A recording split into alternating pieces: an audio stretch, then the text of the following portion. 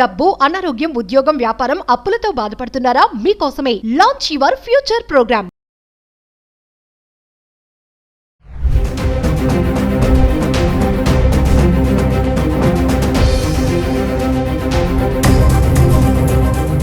నమస్తే, welcome back to Suman TV. ప్రస్తుతం మనతో పాటు ఉన్నారు ఎనలిస్ట్ మందరి కృష్ణారెడ్డి గారు. సార్తో మాట్లాడదాం. నమస్తే సార్. నమస్తే అమ్మా. సార్, యాంకర్ స్వేచ్ఛ సూసైడ్ ఇప్పుడంతా అదే నడుస్తుంది. అయితే ఆమె సూసైడ్ ఎందుకు చేసుకుంది? చాలా స్ట్రాంగ్గా ఉంటుంది మా మమ్మీ అని చెప్పేసి కూతురు కూడా చెప్తుంది మాటలు. తాత వస్తాడు, నేను తీసుకెళ్ళిపోతాడు అంటే ముందు రోజు చెప్పిందంట, తాతయ్య వచ్చి నేను తీసుకెళ్ళిపోతాడు అమ్మ అని చెప్పి అంత స్ట్రాంగ్గా చెప్పి నన్ను స్ట్రాంగ్ చేసి మా అమ్మ వెళ్ళిపోయింది. ఇంకా వాళ్ళ నాన్నగారు కూడా మాట్లాడుతున్నారు, ఆల్రెడీ మా అమ్మాయి డివోర్సీ, తర్వాత వేరే పర్సన్తో ఫ్రెండ్లీగా ఉంటుంది, ఇవన్నీ చెప్పుకుంటూ వచ్చారు. సో అంటే సూసైడ్ చేసుకోవడానికి కొంచెం కారణాలు అంటే మీరు వార్త వింటున్నారు కాబట్టి, ఫాలో అవుతున్నారు కాబట్టి మీ అనాలిసిస్లో మీరు ఏమనుకుంటున్నారు? చాలా దురదృష్టకరమైన విషయం ఏంటంటే, ఒక మంచి జర్నలిస్టు అలాగే యాంకర్గా సుదీర్ఘకాలంగా పనిచేస్తున్నటువంటి స్వేచ్ఛ గారు సూసైడ్ చేసుకోవడం లేదు.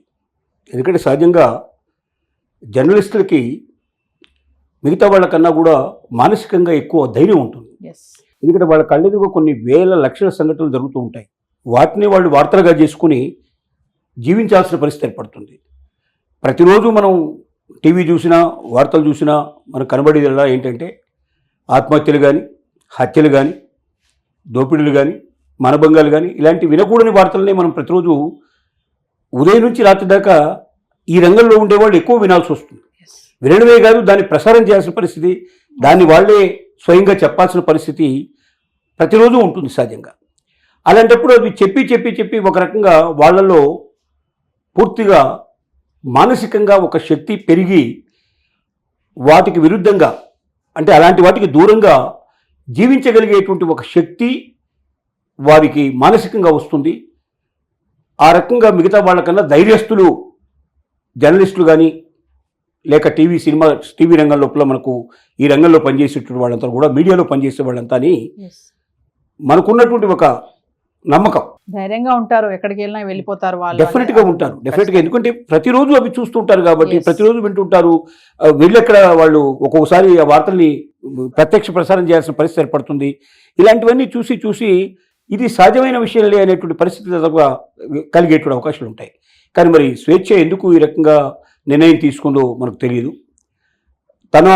వాళ్ళ తండ్రి గారు చెప్పేటువంటి మాటలను బట్టి కానీ, వాళ్ళ అమ్మాయి చెప్పేటువంటి మాటలు బట్టి కానీ మనకు అర్థమవుతుంది ఏంటంటే, తను డైవర్సీగా ఉన్నటువంటి పరిస్థితి, ఇంతకుముందే డివోర్సు తీసుకోవడం జరిగింది. తర్వాత తన జీవితంలోకి ఒక పూర్ణచంద్రరావు అనేటువంటి ఒక వ్యక్తి ప్రవేశించాడు అని చెప్పి వాళ్ళ ఫాదరు స్టేట్మెంట్ ద్వారా మనకు తెలుస్తోంది. తను కూడా జర్నలిజంలోనే ఉన్నారని తెలుస్తోంది.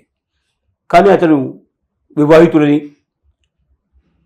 భవిష్యత్తు లోపల తను భార్యకు విడాకులు ఇచ్చి స్వేచ్ఛతో వివాహం చేసుకుంటాననేటువంటి వాగ్దానం చేశాడని, కానీ అది జరగలేదు అని, కాబట్టి తనతో ఆ పూర్ణచంద్రరావుతో ఇక శాశ్వతంగా తెగదింపులు చేసుకుంటానని చెప్పి తండ్రికి చెప్పిందని తండ్రి ఇచ్చినటువంటి స్టేట్మెంట్ ప్రకారం మనకు తెలుస్తోంది.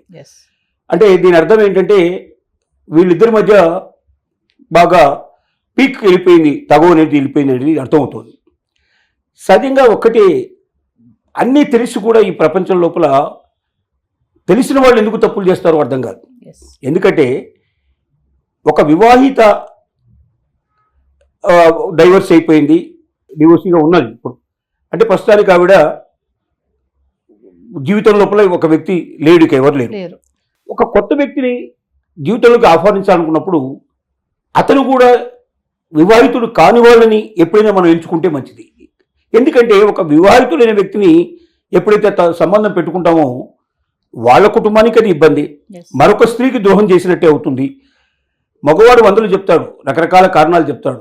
ఆవిడతో నాకు సరైనటువంటి సుఖం లేదనో, ఆవిడ కుటుంబంలో సరిగా ఉండటం లేదో చెప్తాడు. మరి చెప్పినప్పుడు ముందుగా విడాకులు తీసుకొని వచ్చి ఆ తర్వాత తను ఈ రకమైనటువంటి సంబంధాలు పెంచుకుంటే బాగుంటుంది కదా. అంటే అక్కడ విడాకులు తీసుకోవట్లేదంటే విడాకులు తీసుకునే అవకాశాలు అక్కడ లేవనే మనకు అర్థమవుతుంది. అంటే మనల్ని నమ్మించడానికి ఏదో ఒక రకమైన కట్టుకథలల్లి మన జీవితాల్లో ప్రవేశిస్తారు. ప్రవేశించిన తర్వాత ఏమవుతుందంటే, వాళ్ళు ఇచ్చిన వాగ్దానాల ప్రకారంగా అక్కడ విడాకులు ఇచ్చేసేసి వీళ్ళని పెళ్లి చేసుకోవడం అనేది సాధ్యం కాకపోవచ్చు. కానప్పుడు ఏమవుతుందంటే, కాంప్రమైజ్ కాలేని పరిస్థితుల లోపల రకరకాలుగా ఒక మనకు అప్పుడప్పుడు మనసు స్థిరీకరంగా ఉండకపోవడం వల్ల Yes. ఈ పరిస్థితులు ఏర్పడతాయి. ఏది ఏమైనప్పటికీ ఒక స్వేచ్ఛ అని ఇప్పుడు మనం ఉన్నటువంటి జర్నలిస్ట్ యొక్క జీవితాన్ని మనం తీసుకుంటే వివాహితులైనటువంటి వారి జీవితాల్లో మనం ప్రవేశించకూడదు. ఎప్పుడు కూడా పెళ్ళైన వాళ్ళు కానీ, పెళ్లి కాని వాళ్ళు కానీ, డైవర్స్ తీసుకున్న వాళ్ళు కానీ, తీసుకోలేని వాళ్ళు కానీ, మరొక వివాహిత లేక వివాహితుడైనటువంటి వ్యక్తి యొక్క జీవితంలోకి మనం ప్రవేశిస్తే ఆ కుటుంబాన్ని నాశనం చేసినట్టు అవుతుంది, మరొక స్త్రీకి అన్యాయం చేసినట్టు, లేదా మరొక పురుషుడికి అన్యాయం చేసిన పరిస్థితి ఏర్పడుతుంది. కాబట్టి ఎట్టి పరిస్థితుల్లో అలాంటి నిర్ణయం తీసుకోకూడదు. తెలివైన వాళ్ళు ఎవరు ఆ నిర్ణయం తీసుకోకూడదు. కథలు చెప్పడానికి అనేకం ఉంటాయి, కట్టుకథలు చాలా చెప్తూ ఉంటారు, కానీ ఈ కథలకి ఎప్పుడు కూడా విలువ ఇవ్వకుండా జీవితం లోపల అందరూ బాగుండాలి, అందులో మనం ఉండాలనే కోరిక ఉండాలి తప్ప కొందరు చెడిపోయినా నేను బాగుపడాలనే కోరిక ఎప్పుడైతే ఉంటుందో అది మన జీవితానికి ఏదో ఒక రోజున దిగులు పడి పరిస్థితి ఏర్పడుతుంది. Yes. స్వేచ్ఛ జీవితంలో కూడా మనకు అనిపిస్తున్నటువంటిది వాళ్ళ తండ్రి గారు వాళ్ళ అమ్మాయి ఇచ్చినటువంటి స్టేట్మెంట్ని బట్టి మనకు అర్థమవుతోంది.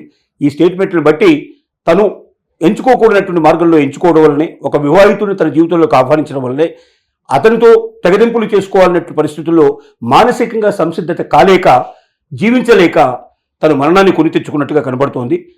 స్వేచ్ఛ యొక్క జీవితం మనందరికీ గుణపాఠం కావాలి. ముఖ్యంగా జర్నలిజం రంగంలో ఉండేటువంటి వాళ్ళు మరింతగా ఆలోచించాల్సిన అవసరం ఉంది. 10 మందికి మనం హితో చెప్పేటప్పుడు మనమే చెప్పించుకునే పరిస్థితులకు మనం రాకూడదనేటువంటి ఒక మంచి సందేశాన్ని ఇప్పుడు ఇస్తోంది. ఏదేమైనప్పటికీ ఆవిడ ఆత్మ తప్పనిసరిగా శాంతి చేకూరాలని, ఆ కుటుంబానికి భగవంతుడు అన్ని రకాలుగా ధైర్యాన్ని చేకూర్చాలని మనం ప్రార్థన చేద్దాం. Thank you, sir.